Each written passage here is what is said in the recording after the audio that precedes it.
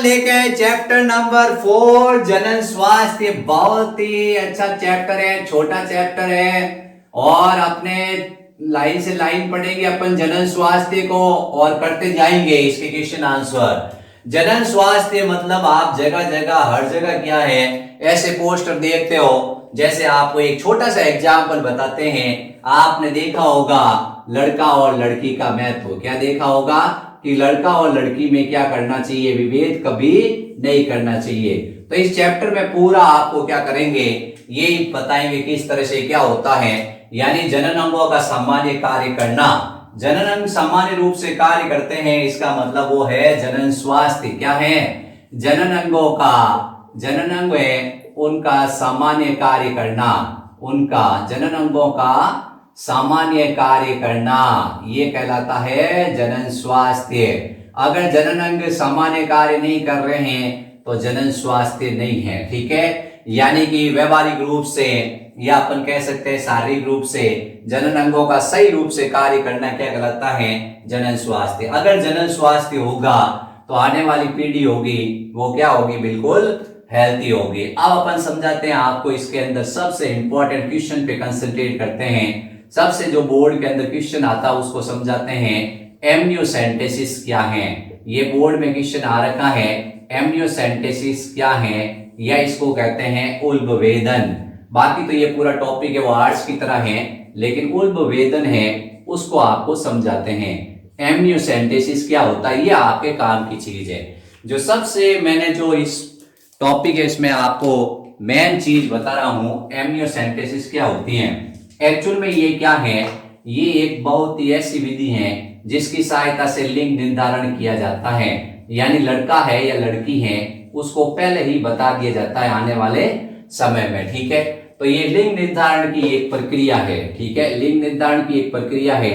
इसमें क्या किया जाता है, इसके अंदर जैसे ये गर्भाशय है, गर्भाशय के अंदर ये भ्रूण है। ठीक है, ये गर्भाशय है, इस गर्भाशय के अंदर ये क्या है, भ्रूण है। इस भ्रूण का परिवर्तन हो रहा है और भ्रूण के चारों तरफ झिल्लियां होती हैं, उनका नाम होता है भ्रूणीय झिल्लियां। ठीक है, भ्रूणीय झिल्लियां, उसमें से एक भ्रूणीय झिल्ली होती है जिसका नाम होता है एमनियोन। क्या होता है, एमनियोन। अब इसमें एक द्रव भरा होता है भ्रूण के चारों ओर, उसका नाम होता है एमनियोटिक फ्लूइड। क्या होता है, एमनियोटिक फ्लूइड भरा होता है, एमनियोटिक फ्लूइड, एमनियोटिक फ्लूइड भरा होता है, यानी एमनियोटिक लिक्विड इसके अंदर भरा हुआ है। ठीक है, ध्यान से सुनना आप, मैं कह रहा हूं ये भ्रूण है, इस भ्रूण के चारों तरफ भ्रूणीय झिल्लियां, एम्ब्रियोनिक मेम्ब्रेन है, इसमें एक लिक्विड भरा हुआ है जिसका नाम है एमनियोटिक फ्लूइड। ठीक है, अब क्या किया जाता है, डॉक्टर के पास एक लंबी सी सुई होती है, वो क्या करता है यहाँ से योनि भाग है उससे सुई को अंदर डालता है और एमनियोटिक फ्लूइड है उसको बाहर निकाल देता है। उस एमनियोटिक फ्लूइड को क्या करता है, थोड़ा सा मामूली सा बाहर निकालता है। एमनियोटिक फ्लूइड को बाहर निकाल के उसकी कोशिका है, उस कोशिका के जो गुणसूत्र हैं उन गुणसूत्रों का मानचित्रण करता है। कोशिका के गुणसूत्र हैं, उन गुणसूत्रों को क्या करता है, मानचित्रण करता है, यानी उन कोशिका के गुणसूत्रों का वो जमाता है। ठीक है, यानी उनका कैरियोटाइप बनाता है, मानचित्रण करता है और मानचित्रण करते ही उसको पता चल जाता है कि लड़का है या लड़की है। यदि उसमें एक्स गुणसूत्र पाया जाता है तो उसको पता चल जाता है कि लड़की है, और उसमें वाई गुणसूत्र होता है तो उसको पता चल जाता है लड़का होता है। ये बार काय से निर्धारित होता है। किससे निर्धारित होता है, बार काय आपको बताना है। जब दो एक्स गुणसूत्र होते हैं तो ये एक बार काय के रूप में अपने आप को एक एक्स गुणसूत्र प्रदर्शित करता है। वाई गुणसूत्र होगा तो बार काय नहीं होगी, इससे आपको पता चल जाता है। बार काय पे भी मैं आपको बताऊंगा, एक वीडियो बनाऊंगा बार काय क्या है। अभी तो आप एमनियोसेंटेसिस पे कंसंट्रेट करो, ये आपके कोर्स में है। तो एमनियोसेंटेसिस का मतलब क्या है, एमनियोसेंटेसिस एक लिंग निर्धारण की एक प्रक्रिया है बच्चों, ये आपको समझना है। ये क्वेश्चन आ रखा है बोर्ड के अंदर, एमनियोसेंटेसिस क्या है, लिंग निर्धारण की एक प्रक्रिया है जिसमें अपन क्या करते हैं, जो भ्रूण है उस भ्रूण के अंदर, भ्रूण के चारों तरफ एक लिक्विड भरा होता है जिसको अपन कहते हैं एमनियोटिक फ्लूइड। क्या कहते हैं, एमनियोटिक फ्लूइड कहते हैं। इस लिक्विड को बाहर निकाला जाता है सुई की सहायता से, एक लंबी सी सुई होती है उससे निकाल दिया जाता है थोड़ा सा लिक्विड। फिर उसके बाद उसकी जो ये कोशिका है, ये कोशिका क्या होती है, भ्रूण की कोशिका होती है। इस कोशिका को अपन क्या करते हैं, इसकी कोशिका के अंदर जो गुणसूत्र है उनका मानचित्रण करते हैं, यानी उनको क्या करते हैं, उनके आकार और संरचना के अनुसार व्यवस्थित करते हैं और उनका क्या करते हैं, मानचित्रण करते हैं और मानचित्रण करके अपन क्या कर देते हैं, लिंग निर्धारण करते हैं। तो ये एक ऐसी विधि है जिसपे आपको बताना है रोक लगा जाती है। लेकिन क्या करते हैं, डॉक्टर कहते हैं कि आपके अंदर किसी प्रकार के अगर गुणसूत्र विकृति है बच्चे के अंदर तो उसका क्या किया जाता है, पता लगाया जा सकता है। जैसे कोई गुणसूत्र कम है या कोई गुणसूत्र ज्यादा है तब ये विधि काम में ली जाती है, लेकिन इस विधि का क्या किया जाता है, दुरुपयोग किया जाता है। ठीक है, तो आपको एमनियोसेंटेसिस विधि समझ में आ गई होगी बच्चों। आपसे पूछा गया एमनियोसेंटेसिस विधि क्या है, तो आपको बिल्कुल अपनी सरल भाषा में समझाना है। मैंने जैसे आपको समझाया है कि एक लिंग निर्धारण की प्रक्रिया है। सबसे पहले अपन भ्रूण के चारों तरफ एक लिक्विड होता है, भ्रूण के चारों तरफ एक द्रव भरा होता है जिसका नाम होता है एमनियोटिक फ्लूइड। एमनियोटिक फ्लूइड याद रहे तो ठीक है, नहीं तो आपको उल्ब बता देना है कि इसके चारों तरफ उल्ब भरा हुआ है। ठीक है, अब उल्ब वेदन मतलब उल्ब को भेदना है। ये लिक्विड भरा हुआ उल्ब, इसको अपन बाहर निकाल देते हैं। ठीक है, पहले आपने ये लिख दिया, फिर आपको बताना है कि इसके बाद अपन क्या करेंगे, इसकी कोशिका के जो गुणसूत्र है उनका मानचित्रण करेंगे और मानचित्रण करते ही अपने को पता चल जाएगा कि लड़का है लड़की है। लेकिन डॉक्टर क्या करता है, डॉक्टर देखता है कि भाई आपके बच्चे के अंदर जो गुणसूत्र है कोई विकृति तो नहीं है, इसलिए अपन ये कैरियोटाइप कर रहे हैं। तो आपको क्या करना है, इस विधि का उपयोग अच्छे कार्य के लिए करना है, इस कार्य के लिए आपको नहीं करना है। ठीक है, अब आपको बताते हैं जनन स्वास्थ्य समाज यानी भारत सरकार का एक योजना बताते हैं। भारत ऐसा पहला राष्ट्र था जिसने क्या है, जनन समाज है, जो जनन स्वास्थ्य समाज है उसके निर्माण के लिए योजना बनाई। हर कोई चाहता है कि उसके वहां की जनसंख्या ऐसी हो जो जनन रूप से स्वास्थ्य हो। यानी भारत सरकार ने भी 1951 के अंदर परिवार कल्याण योजना यानी परिवार नियोजन योजना बनाई। ठीक है, परिवार नियोजन योजना बनाई थी, ये आपको याद रखना। इसको आजकल परिवार कल्याण के नाम से जानते हैं। ठीक है, परिवार कल्याण। अब क्या है, उसके बाद योजनाएं बनती गई। एक 1997 के अंदर एक योजना और बनी जिसका नाम है जनन और बाल स्वास्थ्य, जनन व बाल स्वास्थ्य सेवा कार्यक्रम, जनन व बाल स्वास्थ्य सेवा कार्यक्रम, ये इसी का रूप था, जनन और बाल स्वास्थ्य सेवा कार्यक्रम। इसका पूरा नाम आपकी परीक्षा में आता है। ठीक है, पूछा जाता है, इसके आगे लिखा हुआ है RCH। ठीक है, तो ये सवाल पूछा जाता है RCH का पूरा नाम बताओ। R का मतलब होता है रिप्रोडक्टिव, क्या होता है, रिप्रोडक्टिव या रिप्रोडक्शन, एंड C का मतलब होता है चाइल्ड, क्या होता है, चाइल्ड। ठीक है, H का मतलब होता है हेल्थ, क्या होता है, हेल्थ, HELTH, हेल्थ।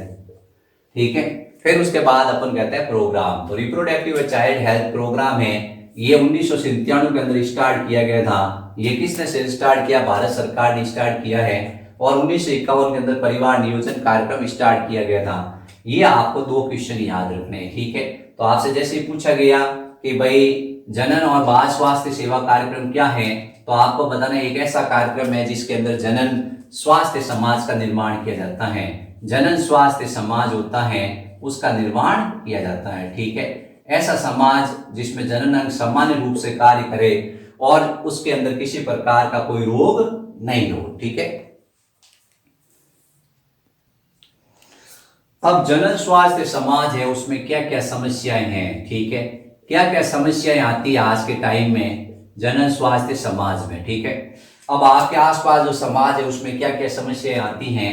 सबसे पहले तो आती हैं सगर्भता की समस्याएं। क्या आती हैं, सगर्भता की समस्याएं, यानी गर्भ धारण नहीं होता है या गर्भ धारण के दौरान क्या क्या विकृतियां होती हैं वो समस्याएं आती हैं। फिर बांझपन की भी समस्या आती है, किसी के गर्भ धारण नहीं होता है तो बांझपन की भी समस्या आती है आज के टाइम के अंदर। फिर उसके बाद यौन रोग संचरण है, जो यौन रोग होते हैं उनकी भी समस्या आती है आज के समाज के अंदर।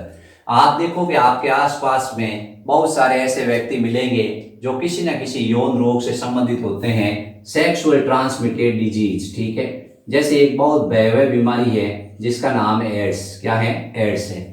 ये समस्या आती है। स्त्रियों में माहवारी की समस्या आती है। माहवारी के बारे में स्त्रियां क्या होती हैं, पूर्ण रूप से सजग नहीं होती हैं। तो ये भी एक जनन स्वास्थ्य समाज के सामने समस्या है। यानी आज के टाइम में आप क्या क्या जो समस्याएं हैं उन समस्याओं को नोट करते हो, तो आप जगह जगह देखते हो। आपको अगर स्वास्थ्य समाज तैयार करना है तो आपके सामने समस्या आती है सागरता की, यौन रोग संचरण की, बांझपन की, माहवारी की, गर्भपात की। किसकी आती हैं? औरतें क्या होती हैं, या जो लड़कियां होती है वो गर्भवती हो जाती हैं, उनके गर्भपात की भी क्या होती है, समस्या आती है। ठीक है। इसके अलावा किशोरों में होने वाले परिवर्तन हैं, उनके बारे में भी क्या होता है, किशोरों को परिवर्तन पता नहीं होता है।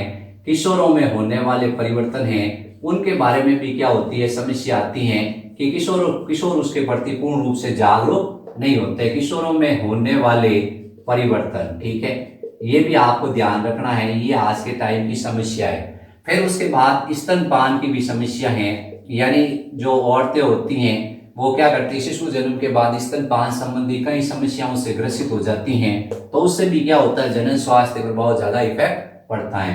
फिर उसके बाद प्रसव उत्तर समस्या होती है। प्रसव उत्तर समस्या का मतलब प्रसव के बाद भी समस्याएं आती है कई तरह की, उन समस्याओं को भी अपन क्या करेंगे, इस चैप्टर के अंदर धीरे धीरे निदान करेंगे।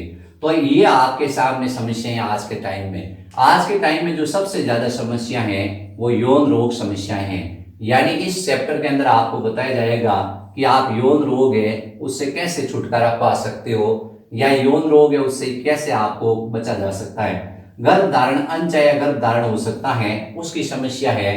फिर बांझपन की समस्या है, कोई कोई गर्भवती नहीं हो सकती है, तो उसके बारे में भी आपको बताया जाएगा।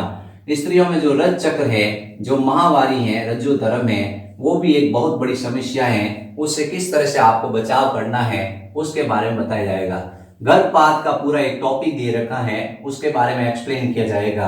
किशोरों में होने वाले परिवर्तन है, उसके बारे में भी थोड़ा बहुत है इस चैप्टर के अंदर। फिर स्तनपान संबंधी समस्या है, प्रसव उत्तर समस्या है। आज के टाइम में ये सब समस्याएं आपके आसपास घूमती रहती हैं।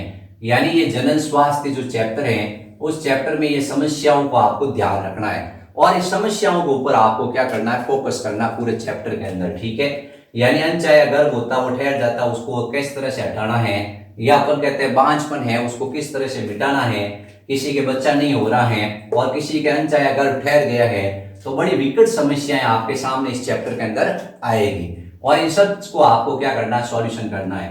अब भारत सरकार क्या कर रही है, भारत सरकार योजनाएं लेके आई हैं, उस योजनाओं के अंतर्गत क्या किया जाता है, कैसे किया जाता है। सबसे पहले आप जगह जगह हॉस्पिटल में कहीं जाते हो तो आपको मुद्रित सामग्री मिलती है, वहां जगह जगह आप देखते हो पैम्पलेट लगे होते हैं, मुद्रित सामग्री होती है जो हर किसी पे होते हैं। जैसे स्तनपान पर मुद्रित सामग्री आपको मिल जाएगी।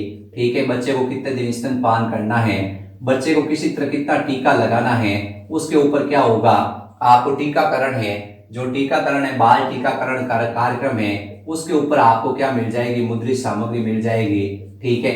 फिर उसके बाद अपन देखते हैं यौन संचित रोग है, उनके ऊपर आपको क्या मिल जाएगी, मुद्रित सामग्री मिल जाएगी। ये भारत सरकार ने मुद्रित सामग्री क्यों छपवाई है, ताकि ये जो समस्याएं हैं और किशोरों में क्या परिवर्तन होते हैं, किशोरियों में क्या परिवर्तन होते हैं, उसके ऊपर भी पूरी मुद्रित सामग्रियां उपलब्ध है। ठीक है।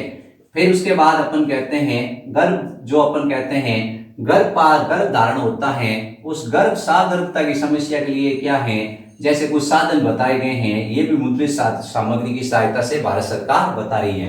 तो भारत सरकार ने क्या है, मुद्रित सामग्री छापी है, उसकी सहायता से हर समस्या का समाधान हो जाता है। ठीक है। इसके अलावा सर्वदर्शी साधन, सर्वदर्शी साधन का मतलब यह है कि आपने देखा होगा फिल्म स्टार्ट होती है उससे पहले अक्षय कुमार एक एड लेके आ जाता है, अक्षय कुमार का एक एड आ जाता है जिसमें वो क्या कहता है, तेरे पास सिगरेट खरीदने के पैसे हैं लेकिन तेरे पास में एक हाइजीनिक पैड खरीदने के पैसे नहीं है। तो ये समस्या है, उसके समाधान के लिए क्या है, ये एड चलता रहता है। आप देखोगे यौन संचित रोग है जैसे एड्स वगैरह हैं, उनके ऊपर भी क्या होती है, भारत सरकार ये साधन ये बार बार क्या करती है, अवेयर करती है। ठीक है। लेकिन लोग अवेयर नहीं होते, वो बात अलग है। तो आपको बताना है इस तरह से क्या होता है, ये सब साधन है, इस साधनों की सहायता से क्या किया जाता है, लोगों को जागरूक किया जाता है इन समस्याओं के प्रति। ठीक है।